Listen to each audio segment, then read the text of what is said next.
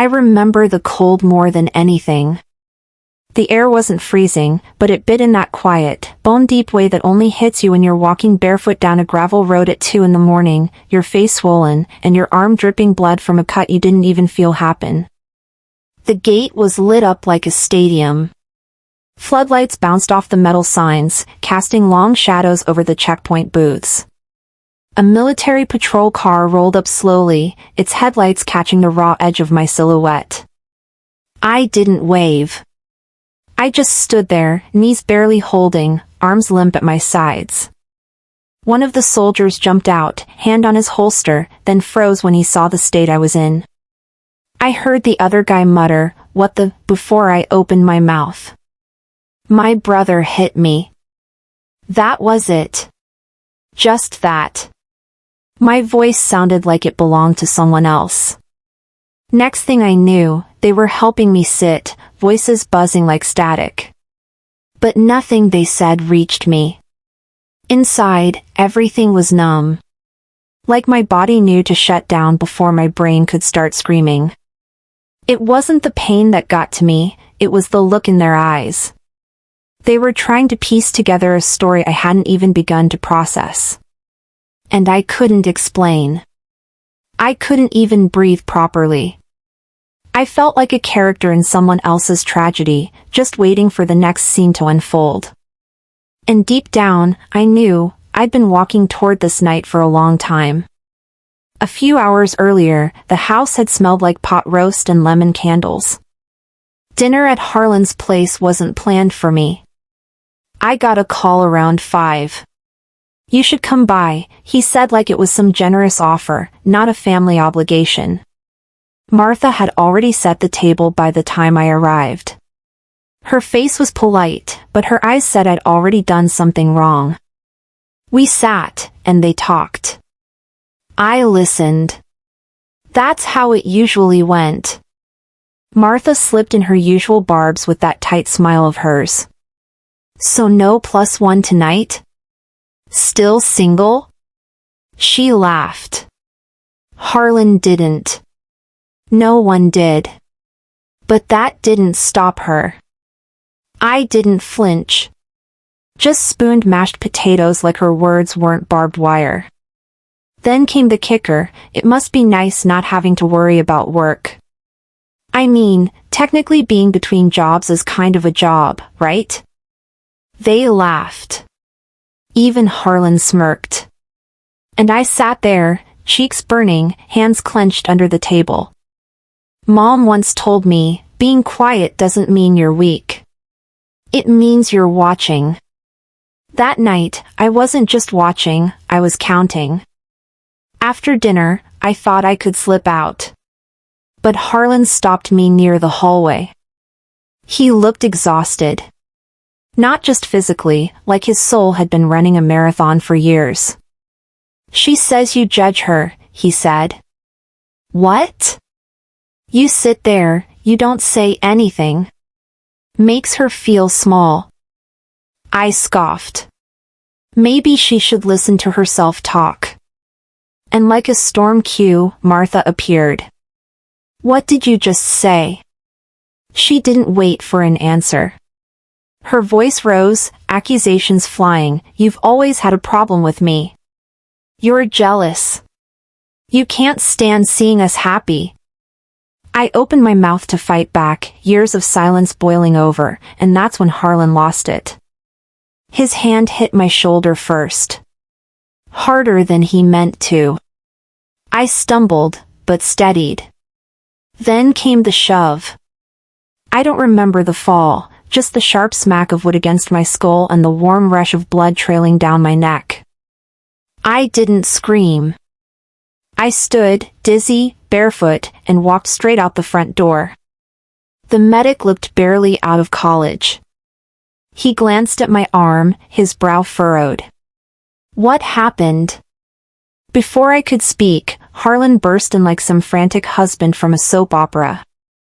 "She had a breakdown," he said breathlessly.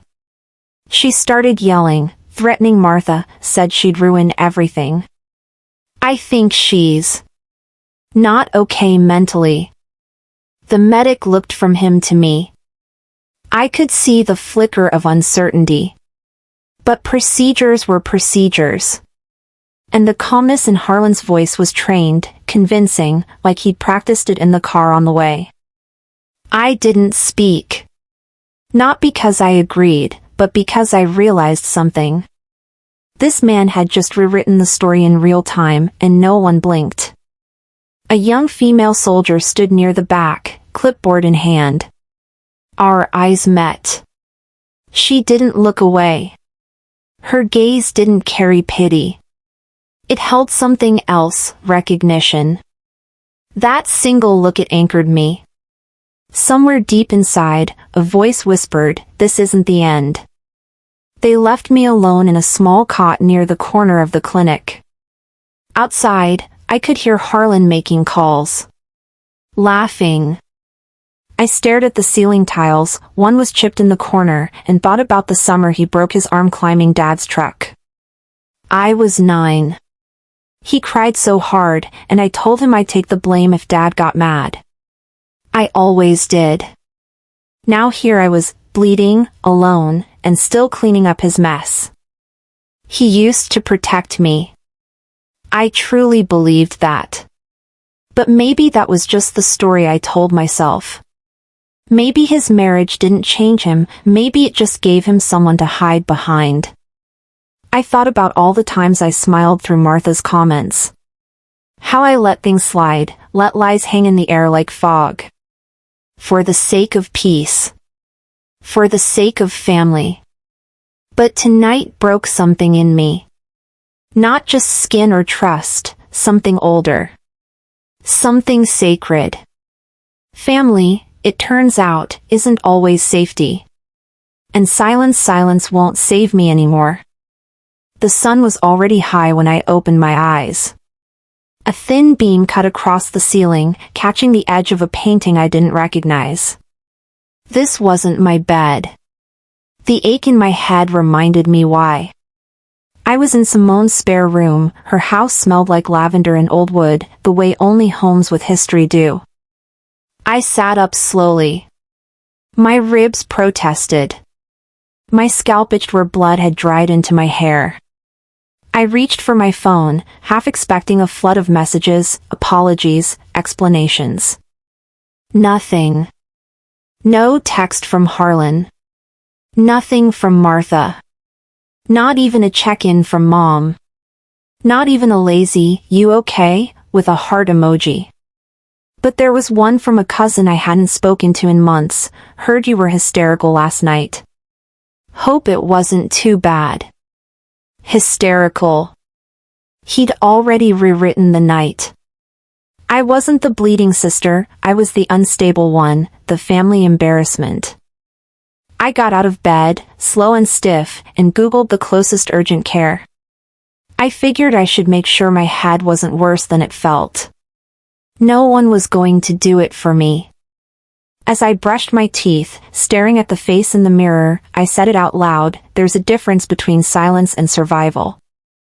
I'd chosen silence too many times. This time, I was choosing me. After the clinic, I stopped at the pharmacy to pick up some antibiotic cream. My head still throbbed, but I needed something else, to feel normal, even just in line buying Band-Aids. That's when I heard them. 2 women from church. Voices I knew too well. "She's always been the quiet one, you know," one said. The other hummed. "Quiet ones snap hardest.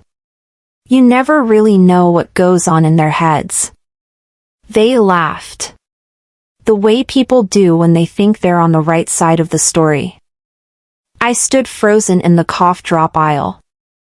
They were talking about me. I didn't storm over. Didn't shout or cry.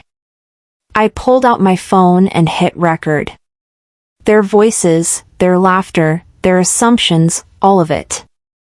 I didn't plan to post it. I just needed to remember how fast the truth gets buried under polite words and practiced concern. On my way out, I sat in my car and called Dr. Lane, my old college mentor. I hadn't spoken to him in a year. He picked up on the second ring.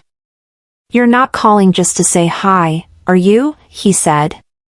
"I need to tell my side," I said. "Then start writing," he replied. "Don't let family define your ceiling." His words hit hard. I opened my notes app. For the first time, I typed it all out: names, times, what happened, what was said, what was not said. It was messy, disjointed, but it was mine. It didn't have to be perfect. It just had to exist. Then the phone rang again. "Mom." I didn't answer right away. Just stared at the screen. Then pressed it to my ear. Her voice was gentle. Soft, like she was soothing a child who scraped their knee. "Sweetie, you know your brother's under a lot of pressure lately." I stayed quiet. Maybe things got out of hand. Maybe you misunderstood what happened. I closed my eyes. That's when I knew this wasn't a call to check on me. It was a call to contain me. I went to the ER. "Mom. Did he tell you that?" She hesitated. "Well, Martha said you were emotional. And you've always been sensitive, haven't you?" That word again. Sensitive. Like it was a disease I had to apologize for. I almost laughed. Instead, I swallowed the knot in my throat and said, "Mom, when someone hits me, and you ask if it was my fault, that's not being neutral. That's taking a side." Silence. I knew that silence. It was the same one she used when Dad yelled, when things broke, when the air got so thick you couldn't breathe in the house. She'd always said nothing to keep the peace. But peace like that? It costs you your soul. I hung up. Not out of anger, but because the cord finally snapped. The one I'd been clinging to for years, the one that said family above all. It wasn't sadness I felt. It was clarity. I opened my contacts. Blocked Harlan. Silenced Martha's number. But I didn't block Mom. Not yet. I called Dr. Lane back. "I want to write something bigger," I said. "I don't want my truth to stay buried in my phone. I want it to live somewhere real." "Start small," he said. "A journal. A blog. Even if no one reads it. Write it for you." That night, I opened my laptop. Created a blank blog page. I wrote one line across the top. What they said happened versus what really happened. Then beneath it, I typed a quote he once told me after I failed a class I should have passed. "Sometimes you have to become the storm to clear the fog." And with my heart steady, I hit publish. When the invitation text arrived, I stared at the words on my screen and knew it wasn't about peace. "We're having dinner. Everyone wants to clear the air." My mother's name flashed at the top. It felt rehearsed, like someone reading a script they'd practiced many times before. I didn't trust it, but I went anyway. I needed to show up for myself. I chose muted tones, no makeup, felt the weight of that decision in the car mirror. Dr. Lane's words echoed, "If you go, don't argue. Observe. Let them talk first." I told myself I was just watching. I was not here to beg or explain. I was here to witness. The restaurant looked like a scene from a magazine, dark wood paneling, soft jazz, linen napkins. Harlan and Martha were seated when I arrived, smiles too polished, hands too still. Mom greeted me with an overlong hug. I sat and waited. Their conversation was smooth: vacation plans, real estate appraisals, how well things were going. I nodded with a fork halfway to my mouth when Martha leaned forward. "We just hope you understand how your behavior hurt the family," she said with syrupy calm. My fork felt heavy. This meeting wasn't reconciliation, it was a performance. The waiter hovered. The light seemed too bright. I realized they had a full audience. They wanted everyone to see I was the one who needed to be fixed. Harlan cleared his throat. "It wasn't intentional," he offered. "The event got out of hand. We're glad you're okay." Mom's eyes glistened. "We love you, Tamsin. But you can't keep making scenes." In that moment I understood, I was the event. My pain, their narrative. I removed my phone from under my napkin and pressed record. The camera light was tiny, almost hidden, but it was mine. I held onto it like a lifeline. Martha dropped into victim mode. "You know how it is when someone feels overlooked. We thought you needed help, not a confrontation." Her voice sounded kind, but her words were a trap. I stayed quiet until the dessert menu arrived. Then I looked at Harlan. "It's interesting how everyone remembers the same night differently," I said. I pressed play on the audio file stored in my phone, from church friends gossiping last week. The restaurant fell silent. "Velda?" I mean, Martha's face changed. Harlan's lips thinned. They had built a story without me in it. I stood up, paid the bill, yes, my own dinner, and walked out. I didn't rush. My pulse felt steady for the first time in years. Outside, the lights of the city smeared like watercolors. I sat in my car, engine off, and dialed Dr. Lane. "How did it go?" he asked. I didn't explode. "I documented," I said. He laughed quietly. "That's how you win, when you stop playing their game. Families don't always break with fireworks. Sometimes they fall apart in daylight, piece by piece, while everyone watches and smiles." The email came early Monday morning, dressed in corporate politeness, strategic family assets review, attendance required. The words siblings and spouses jumped out like a slap. They wanted to make it sound official, equal, respectable. But I knew what it was, another stage for them to rewrite what belonged to all of us. I sat at my kitchen counter, coffee untouched, the cursor blinking over the RSVP button. I clicked attending. Not because I wanted to, but because ghosts don't get to stay silent forever. The boardroom smelled like power, leather, polish, and something synthetic underneath, like dishonesty pretending to be professionalism. Creed stood at the head of the table, confident, rehearsed. Velda smiled with the kind of sweetness that could cut glass. Mom sat to one side, small and still, eyes avoiding mine. When I entered, conversations quieted just enough to register my presence. I took the far seat, the one that didn't have a nameplate. A projector flickered to life, showing the new company website, langdonheritage.com. My pulse thudded. The opening slide read, "The Ashbourne-Langdon Legacy since 1982. My father's face appeared, then Mom's, seated next to Creed and Velda, smiling for the camera. My name wasn't anywhere. Not even in the About Us section, where I once spent nights writing the copy before Dad's illness. Creed's voice filled the room. "This new direction honors the family's work. Velda's leadership especially brought us through a tough fiscal year." People clapped. Cameras clicked. Velda pretended humility with a half-smile. I sat still, letting the noise wash over me like static. I remembered the long nights I worked from the basement, blueprinting the first prototype that launched the business. I remembered Dad telling me, "Legacy isn't something you say, it's something you build when nobody's watching." But now, watching this slideshow, I realized legacy could be stolen in a single click.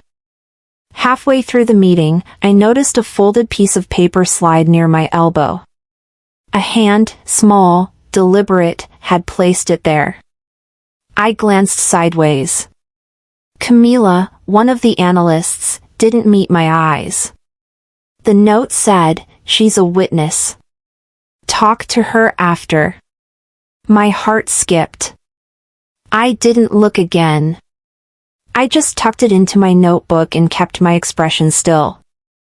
After the presentation, I tried to find her. She wasn't in the hallway. Not in the restroom. The security desk said she'd left early. That night, around 11, I got a voicemail from an unknown number. The voice was calm, male, deliberate. "If you mention the meeting or contact our staff again, command protocols will be enacted. Walk away." Fear flickered for a moment, sharp and cold, but right behind it came something hotter. Determination. They'd erased my name, my history, and now my witness. But they'd underestimated one thing: I'd been documenting everything since the night Harlan hit me. I sat in my home office, the hum of the old desktop filling the silence. I opened my notes app, the one labeled receipts. At the top, I typed witnesses, web pages, and the silence between. I added the date, the names, and the sequence of events. Every email, every slide, every threat. Dad's words came back like a whisper through static: "Always keep the receipts, kid." I called Dr. Lane. "It's not just about acknowledgement anymore," I said. "It's about the record." He paused. "Then make sure your version is the one that lasts." I began outlining my next move, a post that would go live once I finished. Something public enough to sting, factual enough to stand. I drafted the title, "The Family Business That Forgot Its Own Daughter." As I hit save on the document, final draft _Tamruwell _boardroom.pdf, a sound interrupted the room. 3 soft knocks. Slow. Intentional. I froze. My laptop fan whirred louder. Whoever was on the other side of that door didn't knock like a stranger. 2 days had passed since the boardroom meeting. I hadn't slept much. My apartment felt quieter than usual, like the air itself was holding its breath. I sat at my desk, still in the clothes from last night, trying to decide if I had the energy to make dinner, or if another glass of water and a handful of almonds would count. That's when the doorbell rang.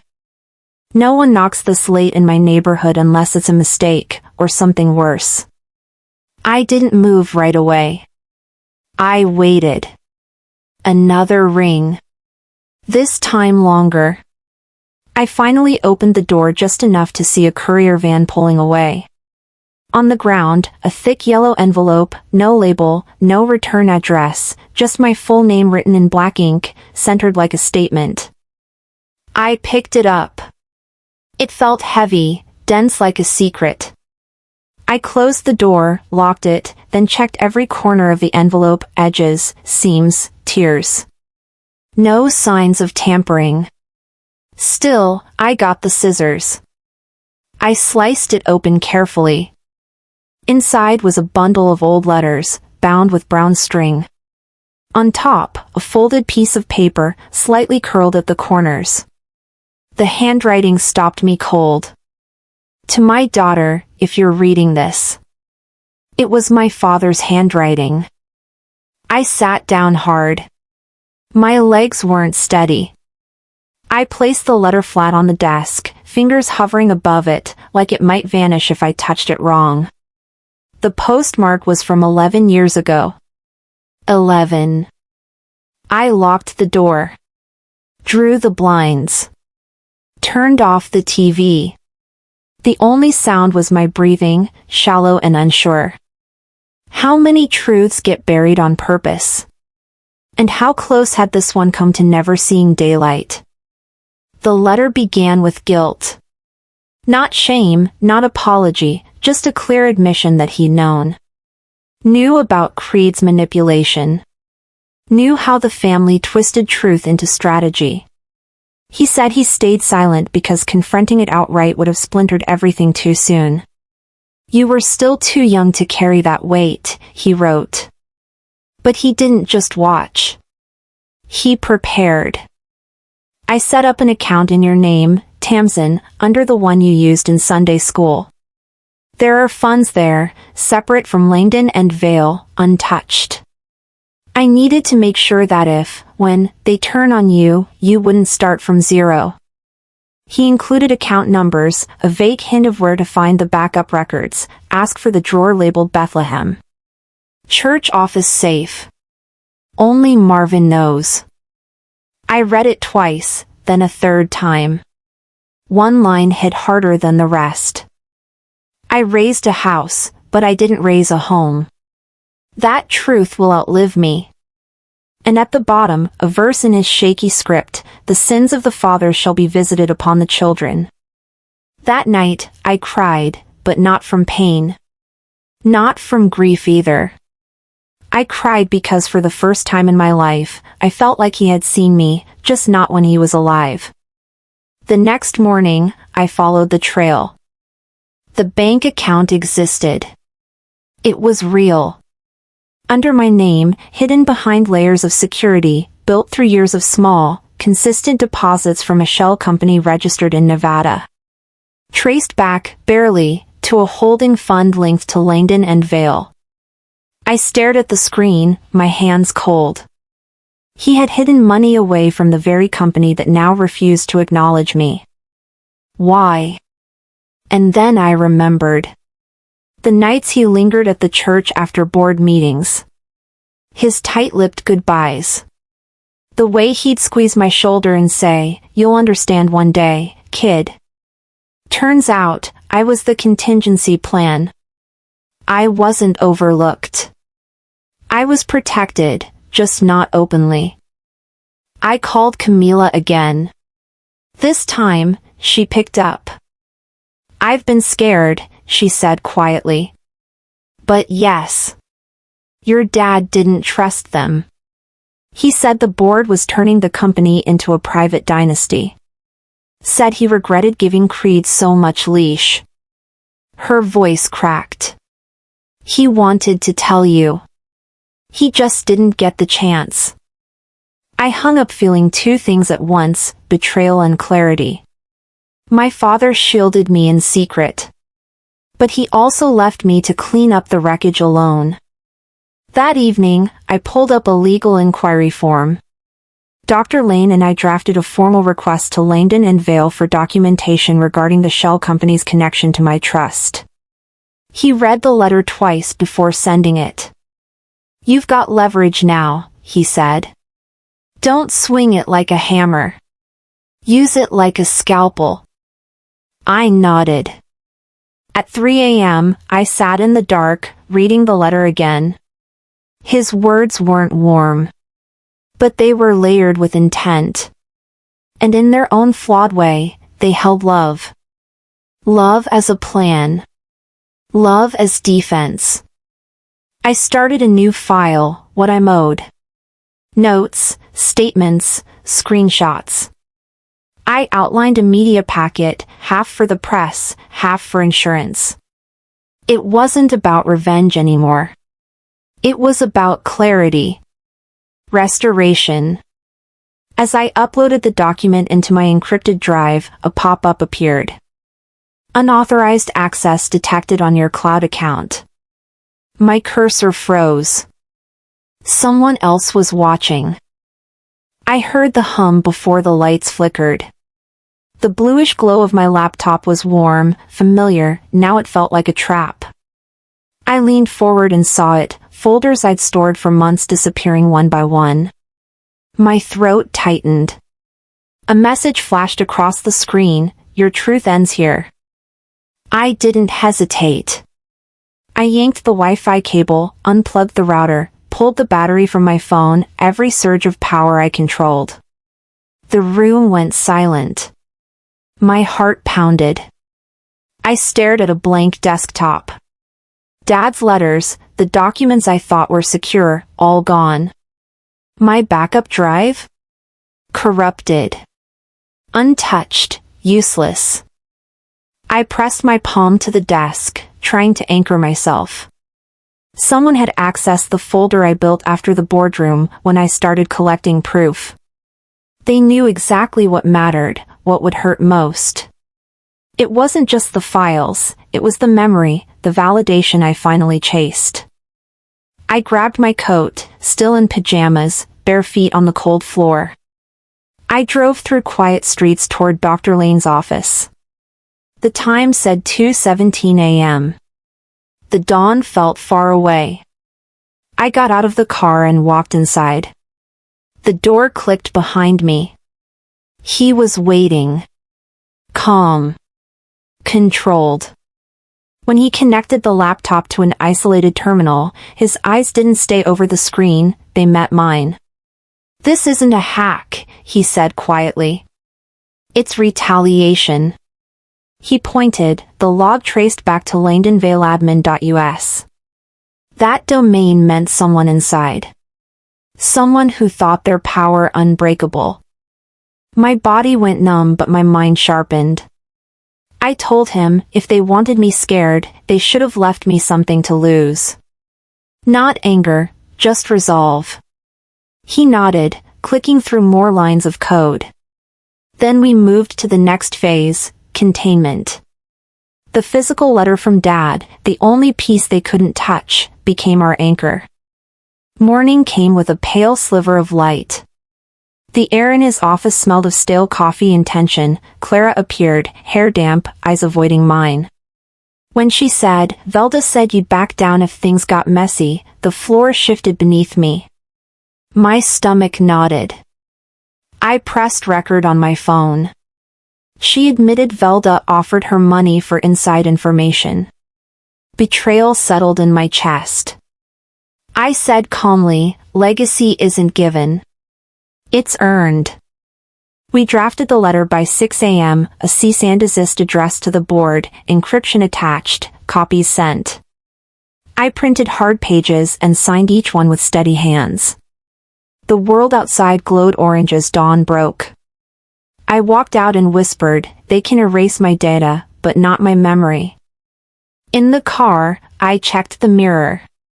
A sedan trailed me. The headlights stayed too close for safety. My pulse kept time with the tires. The night's war had moved off the screen. It was live. I drove, mind clear. The breach had happened, but I was still standing. I sat in my car across from the old courthouse, coffee turning cold between my palms. The family website loaded slow as ever, ashbournelangdonlegacy.com, a fresh homepage. My father's face right at the top, smiling like he still ran the whole operation from beyond the grave. But the text below snapped the air out of my lungs, founded 1982 by Creed Ashbourne. No mention of me. No nod to what I'd done, what I'd fought for. Not even a footnote. I pulled up the cached version, thank God for tech habits. 2 weeks ago, my name was there. Board advisor, Tamsin Langdon. Now? Gone like I never existed. I stared long enough that the screen went dark from inactivity. My thumb hovered over the trackpad, and for a moment, all I could do was sit still. Not from fear.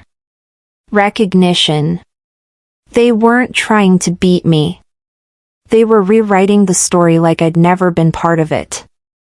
I whispered, erasing my name was step 1. Destroying my worth is step 2.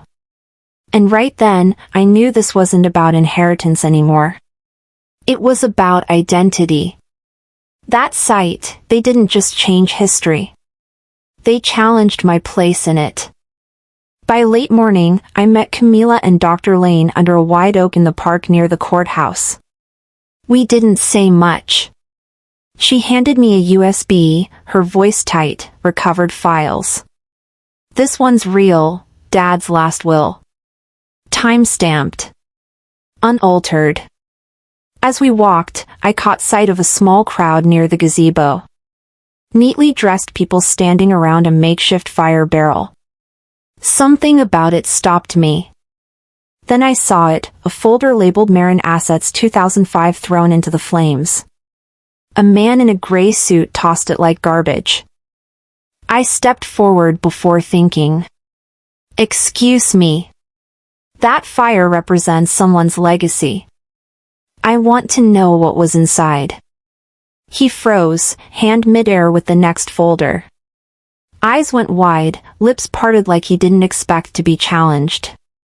The group shifted. A few looked down. I hit record on my phone. That fire was meant to erase. But I wouldn't be another pile of ash. Not today. For years, I stood in corners, stayed quiet, watched others define me. Not anymore. We made our way back to the courthouse. It was just past noon. The sun carved sharp lines across the marble steps. Inside, Harlan and Velda were stepping out for lunch, laughing, perfectly timed. They stopped when they saw me. I didn't wait. I held out the USB. Calm. No drama. If this was the only copy, I said, I hope you archived it. Because this is the version I intend to present in court. Velda's hand twitched, just a little. Harlan's smile stayed but faded at the edges. She cleared her throat. Let's not be theatrical, Tamsin. I didn't respond. I didn't have to. Truth didn't need performance. It needed presence. I walked away.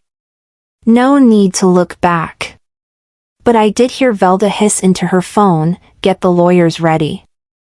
I returned to the rental car, slid into the driver's seat, locked the door. My phone buzzed. One new message, hearing scheduled. 8 days. Bring all evidence. I read it twice, then slid it into my lap. I pulled out the leather binder. Inside, Dad's letter. The USB. A photo of the old office, his desk, my desk, side by side. I placed them side by side, closed the binder, and locked it in the glove compartment. I spoke aloud, not for anyone else, just me. I was the invisible engine for years. Now I'm the ignition. And that was the shift. Not anger. Not grief. Something colder. Clearer. I drove off without checking the mirror. For the first time in a long time, I didn't look back. The news didn't hit like a bomb, it seeped in. Like a slow leak under the floorboards you don't notice until the wood starts to rot. I was brushing crumbs off the counter from lunch when my phone vibrated twice, then once more, and then didn't stop. By the time I picked it up, there were 5 missed calls and 9 messages. The lodge's name was in a headline, plastered across a screenshot from the brunch blow-up. The same clip I thought had been recorded in private was now circulating on TikTok, then picked up by a local reporter who linked it to the lawsuit I filed just days earlier. The evening news segment was clean, dramatic, and impersonal. Family feud over $375,000 mountain lodge erupts into legal war, the anchor read. The footage cut to me, standing still, measured. In the background, Tarika's voice cracked sharp and high, screaming something about betrayal and property lines. They blurred her face, but not the shame in her tone. I stood there in my kitchen, the light above flickering, watching myself on a loop. I didn't feel victorious. I felt tired. Not of the fight, but of how many eyes now knew what had been private pain. My phone kept buzzing. A former co-worker. 2 cousins I hadn't spoken to in years. Someone from the old church choir group left a voicemail with nothing but a sigh. Dad didn't call. Mom finally did. Or rather, she texted, "You need to fix this, Mara." It's humiliating. I stared at those words for a long time. Then I put the phone face down and went outside for air. I didn't respond to her. What was there to say? The only thing I could fix was myself, and I had. The rest of them were reacting to the truth finally walking into the light on its own 2 feet. And it was loud. The next day, the storm shifted. Someone dug up a post from Tarika's old college blog. Nothing scandalous, until it wasn't.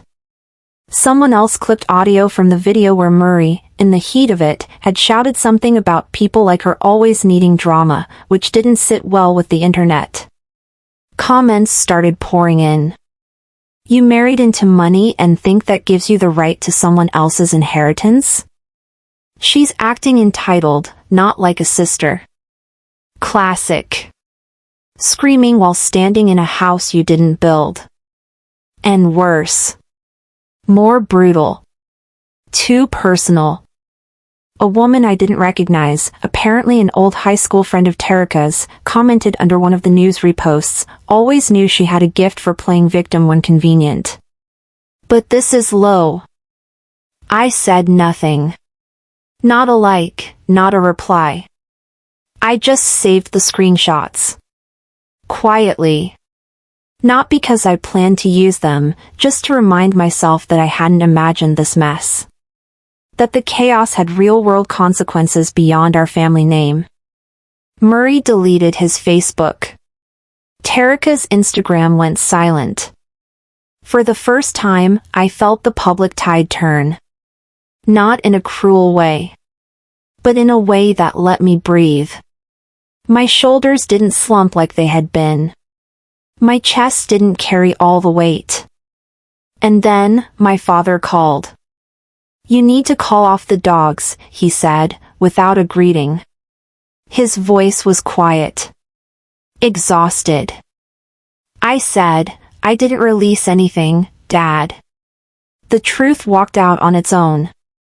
You just didn't lock the door behind it. He sighed but didn't argue. For the first time, I think he knew there was no talking this one down. My mother cried on the phone that night. She said she couldn't sleep. Said she never thought we'd fall apart like this. We didn't fall apart, I told her. We were always cracked. The truth just showed where. People started packing. Slowly. Like they didn't want to admit the vacation was over. Some cousins messaged me quietly, short notes. We didn't know it was that bad. I'm sorry for how it looked. I didn't hold grudges, but I didn't open my arms either. I made it clear, no visitors unless I cleared them myself. The lodge was being restored, not just physically. Spiritually. Boundaries, finally drawn. And respected. That night, for the first time in weeks, I slept through. 2 nights later, I was in the living room folding laundry when I heard it. A knock. 3 soft taps. I moved to the door slowly, cautious out of habit now. I looked through the peephole and froze. Tarika. No suitcase.